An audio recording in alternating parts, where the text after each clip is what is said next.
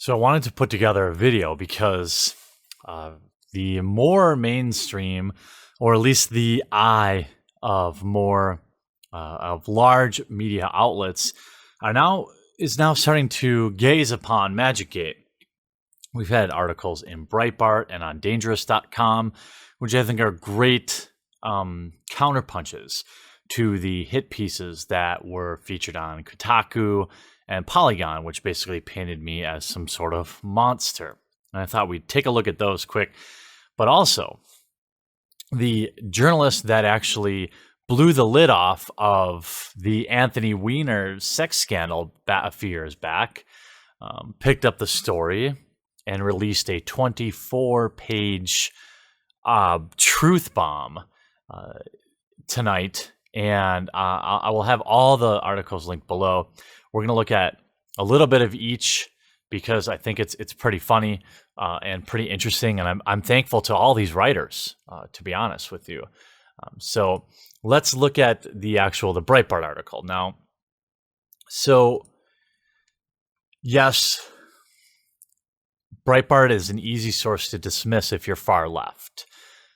But hidden in all that dismissive attitude is a deep burn that they're covering up, because Wizards of the Coast, hates that this article's on Breitbart.com.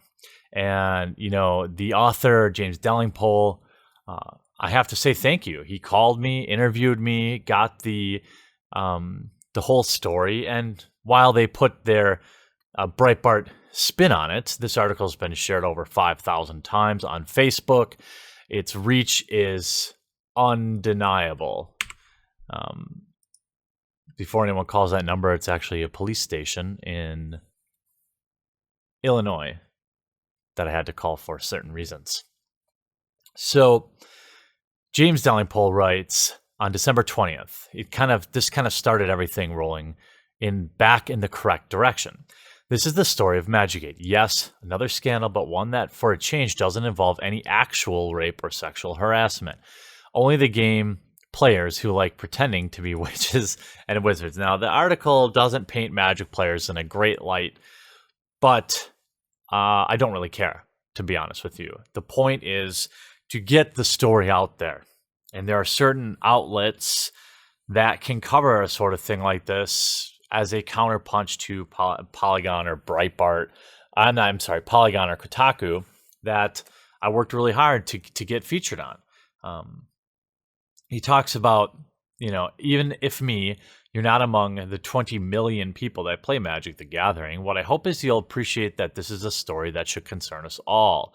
By the end, I hope you'll feel as angered as I am by this ugly, scary power grab by the regressive left.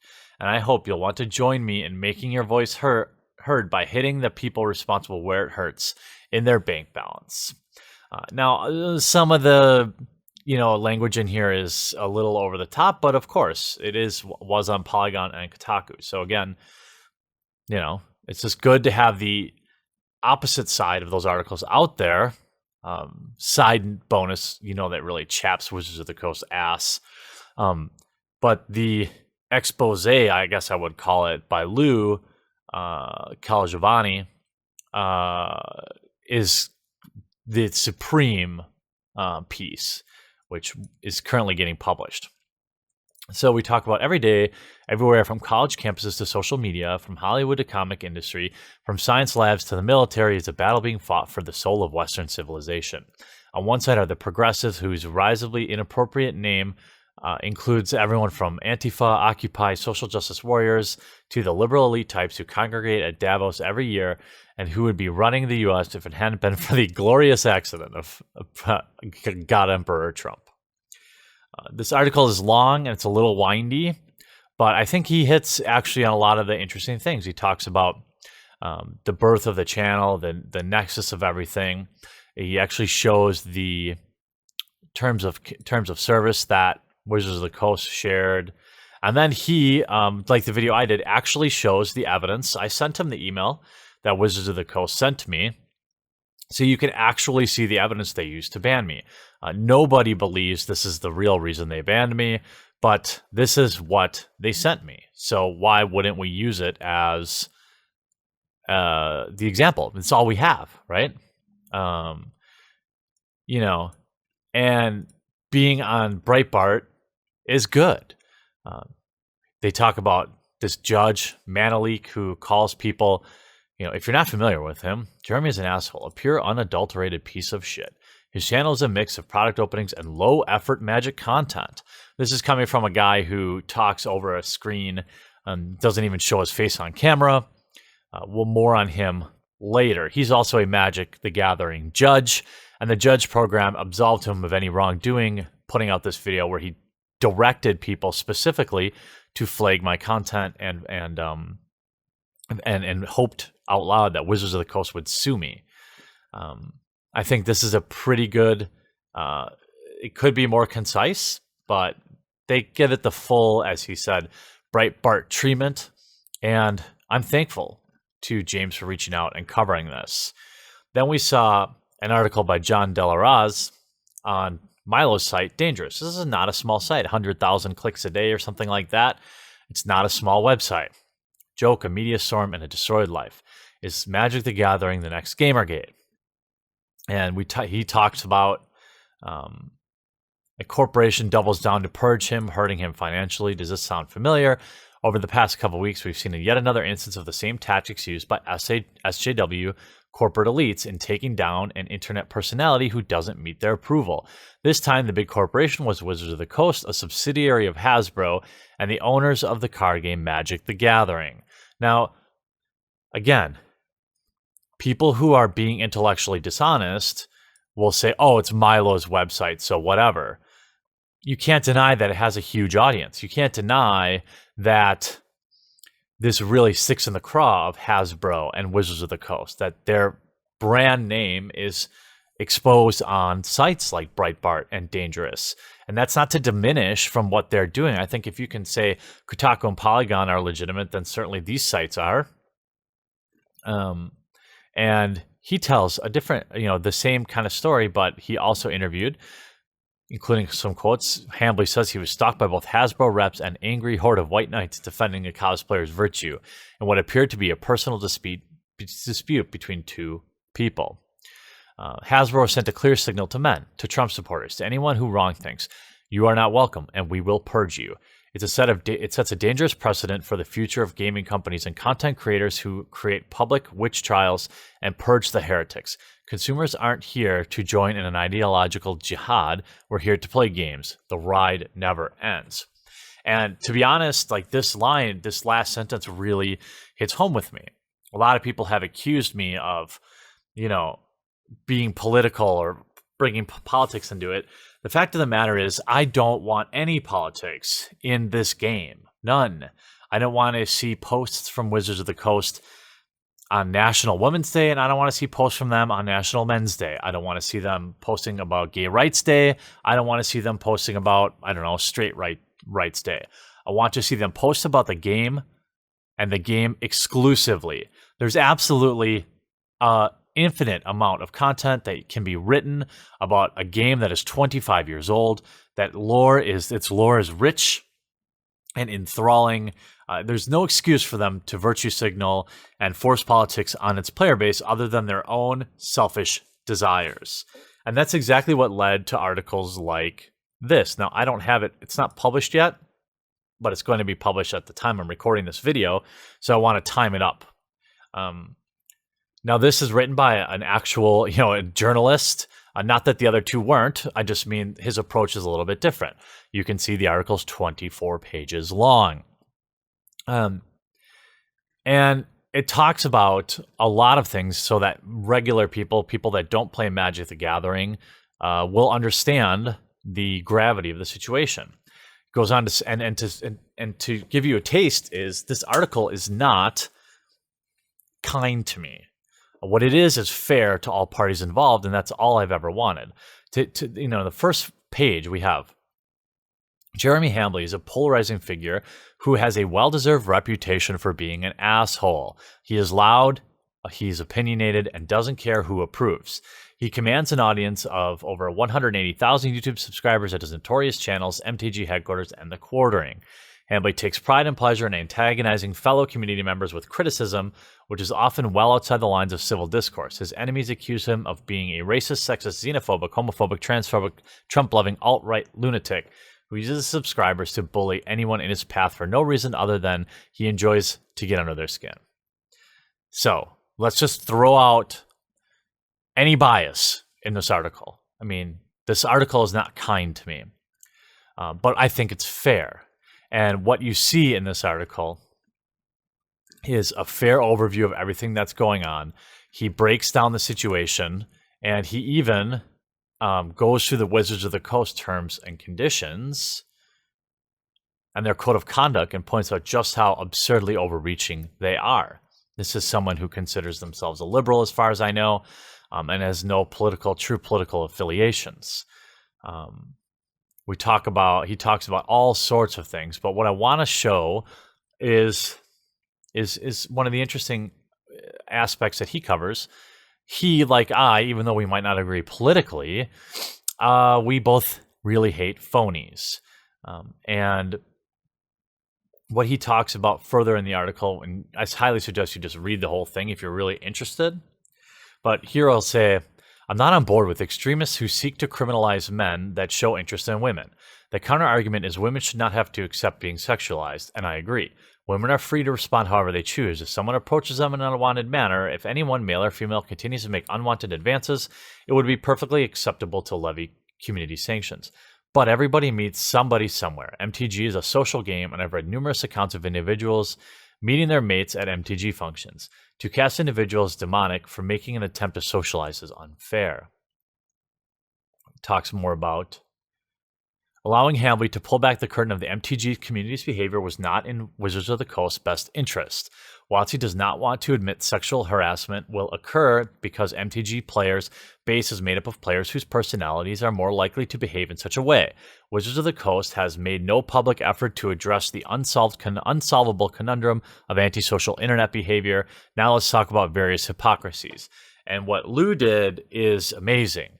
He pointed out, he investigated many of the people that were loudly against me. Owen Turnwald.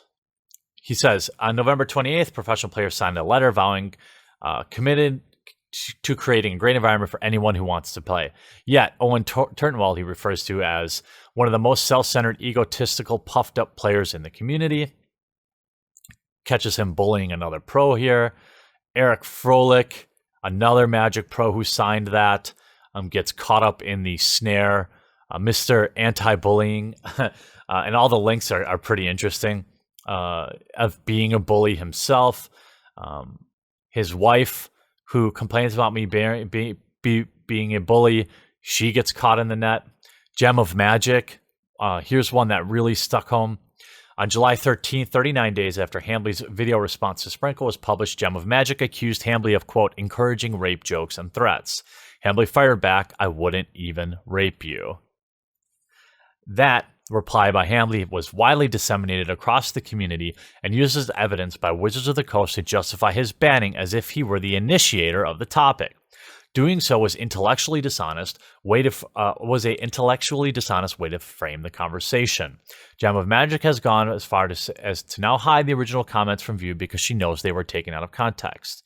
As such, secondary examples are below. And he also points out that she publicly said, she knows it was a joke. I never suggested he would rape me, and I even responded to him thusly. Well, imagine my shock. Even the victim of the crime knows it was a joke. He shows Rich Stein, the editor-in-chief of the trash website Hipsters of the Coast, somebody with a lot of influence inside of Wizards of the Coast. Writing in August 2017 that he wrote about the fondness of assaulting those who disagree with him politically because it's an American tradition like eating apple pie. And he points out the hypocrisy there. He talks about the professor, the largest Magic the Gathering YouTuber in the community, the most sponsored, the most flown around, the highest paid, first whom as a disgraced and unemployed college professor, talks about him. So he talks about Zach Jesse, a man who committed a crime of rape, which is not great, obviously, but who was then banned from the game he received the same treatment as I did. And he talks about how the management took 60 days to decide whether or not to ban Zach Jesse, while just spending 13 days to ban me. He said, still, WotC decided to ban Jeremy Hambley after 13 days of deliberation. WotC's punishment of a man who used the word rape in YouTube videos required less time to determine than the punishment of a man who literally raped somebody. Well done, Wizards of the Coast. He talks about the money involved. He goes and he exposes who the Mana Leak is and shows his storied past of just being abusive as hell online. He exposes the judge program. This is a judge, Mana Leak, who put these harassment videos out by their definition, and really almost anybody's definition, because he literally told his followers to flag my content. And this is the chair of the Judge Conduct Committee's response to that video. Thank you for the feedback about John. I do not believe there's a problem with the video you linked. The person writes back, so you would say that referring to a player as a piece of shit making false claims of abuse and harassment and demanding that his social media accounts be banned is acceptable behavior from one of your judges. I strongly urge you to consider the repercussions of allowing this behavior in your judge and other associations while banning other players for their personal opinions and beliefs. She replies back, I don't believe the claims of harassment and abuse are false. As far as I know, WotC banned this individual for life, and I'm perfectly okay with that. So what she's saying, after saying calling someone a piece of shit isn't awesome, but the judge program is not going to take any action against John at this time. So this is the man that published 2 videos demanding his followers harass me, demanding Wizards of the Coast sue me, demanding untold numbers of people to do illegal things like falsely flag my content. This man is a judge, and the head of the Judge Conduct Committee basically said, well, I don't like what he did, so he's not subject to the same protection any other player in our community would be. Pretty interesting, pretty telling thing here. So basically, we can't trust the Magic the Gathering Judge Committee to be fair and unbalanced if they disagree with you. This article is unbelievable. He actually even exposes, he goes all the way back to 2014, some terrible things he said. And then he talks about a very interesting case that I didn't know about. And that was, he talks about Christine. Where's the one I wanted to talk about? Here we go. A player named Lucas Florent was banned for life after he threatened to rape one of Wizards of the Coast employees, Helene Bergeau. She was like the director of player, like she was very high up in the company in November 2011. Florent said he was not acknowledging the ban, and he indeed intended to attend the next Magic the Gathering event, at which time he was beginning a few days after he had made the statement. As a result, Wizards of the Coast announced that they were beefing up security to protect their staff and protect players. Florent's threat was taken seriously. And then, you know what happened? The strangest thing. Without any public notice, WotC reinstated Florent's ability to participate in Magic events. Helene Bergeau said she was not consulted on the decision, and neither was the investigations committee. The decision to give Florent a reprieve came directly from the corporate office for a reason of which has never been explained. So this is that. Imagine a player who literally threatened to rape a Wizards of the Coast employee was reinstated without the consent of the employee who was the target of that threat. This article is amazing. I think it fairly depicts my actions, but also gives you about 10 pages of many of the loudest critics of me, showing exactly what we always see is that their closets are full of far worse skeletons. To those of you that continue to share this story and tell people, about it and continue to write articles, I appreciate that. The longer we can, I know it's highly unlikely for them to unban me, but I think we can continue to pressure them to act. I have another video came out later this week about some very disturbing things in the judge program. And, a lot of this stuff wouldn't have come to light if not for all of you sharing these things and rallying behind me. So thanks for all the support. I hope you enjoy these articles, and we'll talk to you again real soon.